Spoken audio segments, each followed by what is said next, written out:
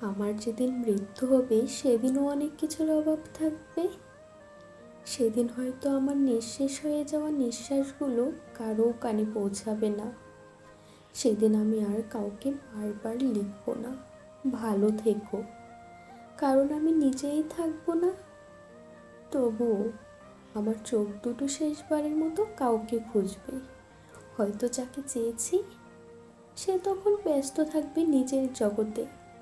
আমার লাশটা যখন কাফনে মোড়ানো হবে তখন হয়তো অনেক অভাব থাকবে। কারো ভালোবাসা পাওয়ার, একবার কাঁদিয়ে জড়িয়ে ধরার, শেষবারের মতো আমি আছি শুনে শান্ত হওয়ার। সেদিন আমার নিঃশব্দ চলে যাওয়ার পথে।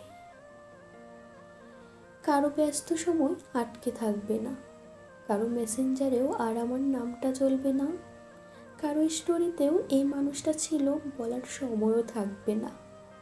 তবুও আমি চলে যাব। ভুল বোঝা, অপূর্ণতা, অভিমান, অবহেলা সবই রেখে যাব পৃথিবীর জন্য।